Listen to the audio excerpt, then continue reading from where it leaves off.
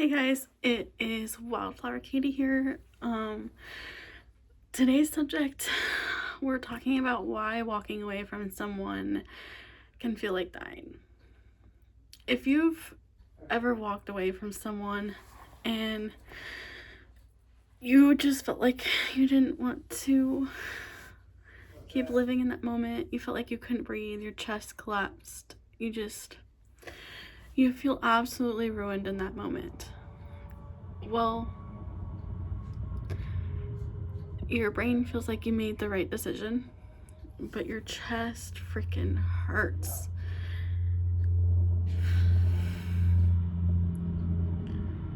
Your body, especially with separation, your body expectations with separation takes it as like danger. Your body can expect it. Like your body when you go through something like that takes loss as a threat. Your body's, it panics because, even though you had all of this and it was a threat, it caused you harm and it caused emotional inconsistency and it was rough, your body considered that to be normal and safety. And for missing them and for that hurting, that's not you being weak. It's your biology. So I'm going to bring up the word trauma bond. So a lot of situations like these,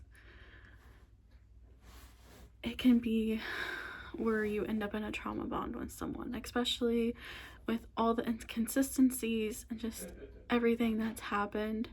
It can make it very hard, and you can feel like, even though they threatened you, you still miss them, and that's kind of a trauma bond.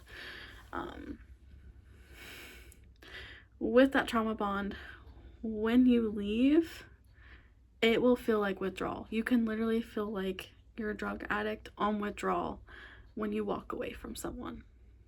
It is horrible, it hurts, and it's fucking terrifying. But it's true, and it happens, and a lot more people go through it than you would think. So when you're latched onto someone like that, it can make you go into withdrawal, and it can cause a lot of setbacks, a lot of PTSD, and it can cause a lot of emotions that are very, very intense.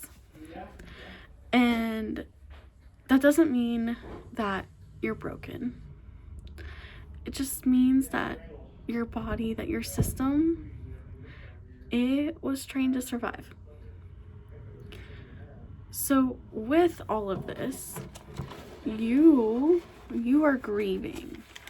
And this grief is fucking intense. And I'm sorry, but it is intense. It's very intense. You're losing a version of you that you thought was you. So now you have this version of you that's not going to be there anymore, and you have to find a new you, and that can be really hard because you're grieving this part of you that you had. You had this future built in your head of like things that you thought were going to happen and you thought was going to be built around this person. And so you're grieving this future that you had hoped for and that you had thought for. And so all of that future has crumbled, and now you're uncertain. You feel like you should have tried harder. You should have tried harder to fix things that sometimes you feel like maybe it was your fault, that you didn't work hard enough to fix things, or that you feel like it's your fault that you didn't do enough. And I promise you that you did do enough, and I promise you that there was nothing you can do.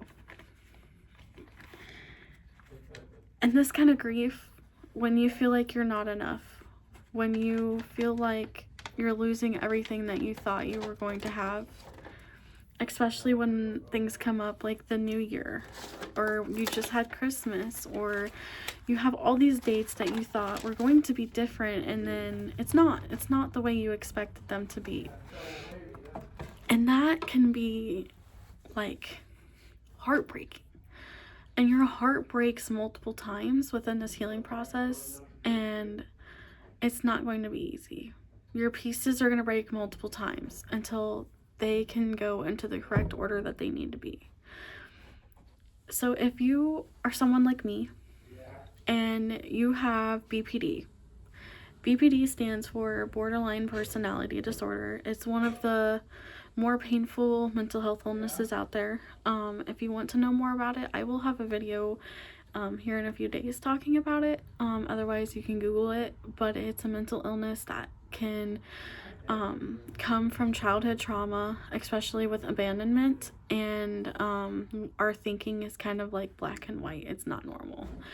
But if you also have abandonment trauma, then you'll understand that this can hit harder. Separation from someone or walking away from someone that you thought was going to be your future can feel like emotional free fall, because in the beginning of all this was like emotional oxygen. Like, this was a high for you. Like, they were your favorite person. Like, these people were that person, and you devoted everything to them, and now you're walking away and you're alone and you're abandoning things, and that is intense, and it's okay to feel that intense. And so when you let go of this person, when you let go, when you tell them to walk away, you also feel like you're losing you're losing yourself. You feel like you're losing you, because you don't know yourself without this person. And a lot of people are like, that's fucking insane. How do you not know yourself without this person? Well, we don't. Especially those with abandonment. So your body is going through all this, dealing with this abandonment. You feel like you've lost yourself, and it's intense. This pain is very intense, and it's real. And don't tell people, and don't let people tell you that this pain isn't not real, because it is real, and it is very painful. Your mind might understand that you had to leave, that you could not do this anymore, that you could not be with that person, that you had to walk away. But your body, your physical, your biological body, your biology, it's reacting as this is the end. Like, this is end. This is the end for us. Like, this is it. What's after this? Like, our bodies feel like what's after this is gonna be pointless. Like, our everything with the emotions, and like with BPD, your brain can start thinking everything after this is pointless, and I can promise you it's not. But we feel that way. But I want you to remember that walking away from someone does not mean that this is the end of you. If walking away feels like dying, it doesn't mean you made the wrong choice. And that can sound scary, but it's true. You're walking away. You feel like dying, but this is not the wrong choice. The healing now, the healing that you have to go through after everything, after walking away from someone and the abandonment and everything, it is going to be a grief level intense healing. It is going to be intense, but we will survive it together. You will survive it, because not everyone, but a lot of people out there have survived it. I'm surviving it right now. So you will survive it, and we can survive it together. And I know right now it feels really hopeless to try to survive this, but we can do this. Sometimes walking away feels like dying, because the part of you that survived by holding on is asking for rest. And it's okay to rest.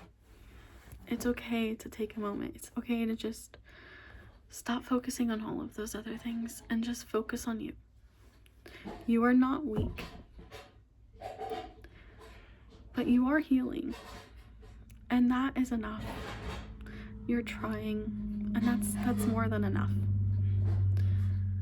You are not alone. You're enough. So this is Wildflower Katie here. If you feel like walking away from someone has made you take a part of yourself, just know you're not alone. You are loved. You are appreciated. And I'm proud of you. Wildflower Katie will be back another day.